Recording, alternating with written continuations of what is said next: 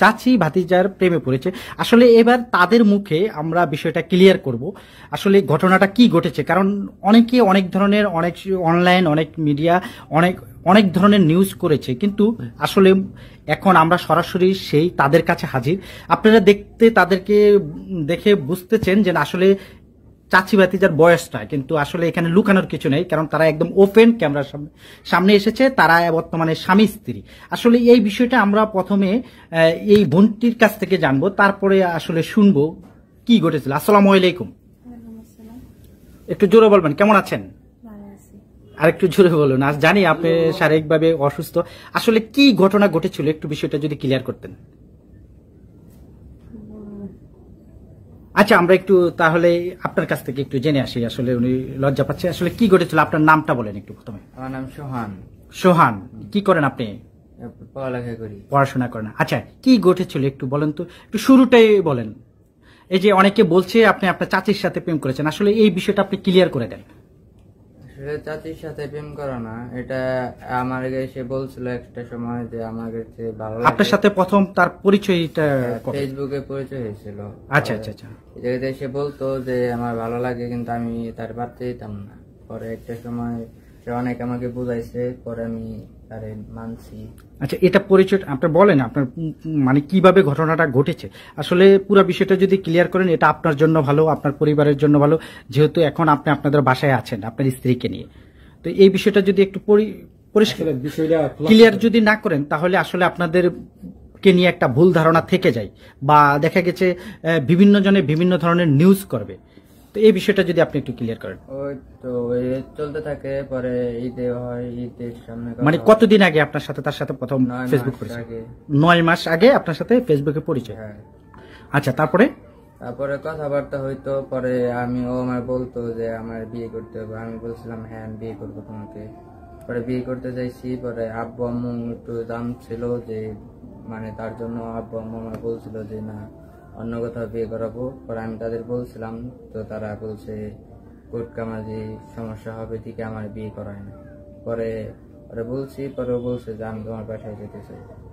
আচ্ছা, একটা জিনিস, সে তো বিবাহিত ছিল, তাহলে তাকে আপনি বিয়ে করতে চেয়েছিলেন কেন? যে সে বলছে আমারে যে আমি তার ডিভোর্স দিতে পারবো, সে যে সিমকে চাইবে সে সিমকে দিতে পারবো। মানে সে আপনাকে ভালো লেগেছে? মানে আপনাদের রিলেশনটা 9 মাস ধরে চলছে।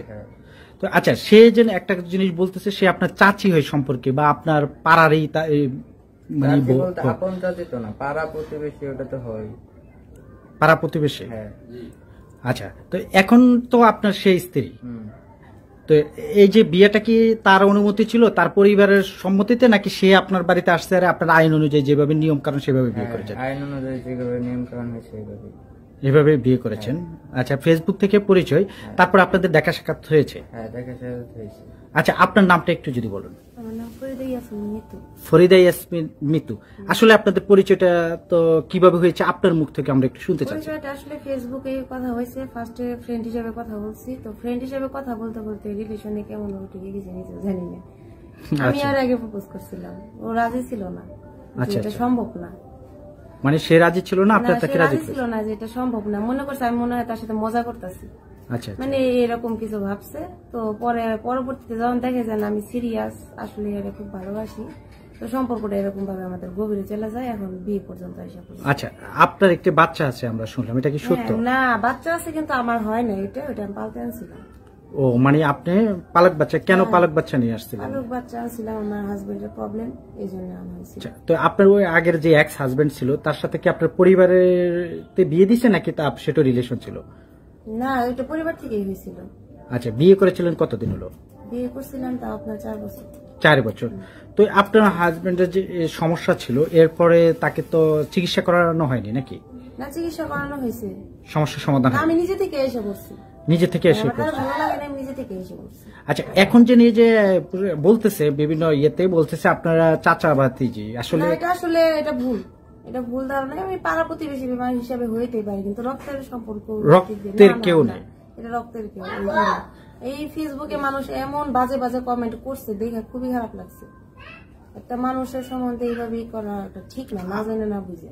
আচ্ছা, এখন আপনি যারা আপনার এই ভিডিওটা যেখান থেকে দেখবে তাদের উদ্দেশ্যে যদি বলেন আর কি, আসলে তাদের উদ্দেশ্যে এতটুকুই বলা উচিত, মানুষের সম্বন্ধে একটা কথা বলার আগে বা কোনো কিছু ছড়ানোর আগে একটু ভাইবা চিন্তা ছড়ানো উচিত। যেভাবে যে আমাদের এই সম্পর্কটা ছড়াইছে, মানুষ তো মনে করবো রক্তের সম্পর্ক, মনে হয় চাচা ভাতিজা, আসলে মনে হয় রক্তের সম্পর্ক, কিন্তু আসলে রক্তের সম্পর্ক না। আসলে রক্তের সম্পর্ক না, রক্তের সম্পর্ক না, এরকম ভাবে না, পাড়া প্রতিবেশী হিসেবে ওইভাবে। তাহলে কি আপনাদের এখন কি বিয়ে হয়েছে? হ্যাঁ, আমাদের বিয়ে হয়েছে, আজকে বিয়ে হয়েছে আমাদের। আজকে বিয়ে হয়েছে, কোর্ট ম্যারেজ করে বিয়ে হয়েছে। প্রিয় দর্শক, আপনারা দেখছেন আসলে এই বিষয়টি, এই যে বোনটা ক্লিয়ার করেছে, আসলে যে বিষয়টা ছড়াচ্ছে যে চাচাই ভাতিজা, আসলে সেটা কিন্তু আচ্ছা, এখন যেহেতু আপনাদের বিয়ে হয়ে গেছে, আপনার পরিবার কি এই বিষয়টা মেনে নিয়েছে? রাগারাগি আছে, মাইনা নিব, সমস্যা নাই। এখন আপনি বর্তমানে আছেন কোথায়? এখন আমার শ্বশুর বাড়ি আছে। শ্বশুর বাড়িতে আছেন। তো এখন যে আপনি যে বললেন যে আপনি বললেন যে বাচ্চাটা, সে বাচ্চাটা আপনার না, মানে ওটাকে পালক নিয়ে এসেছেন,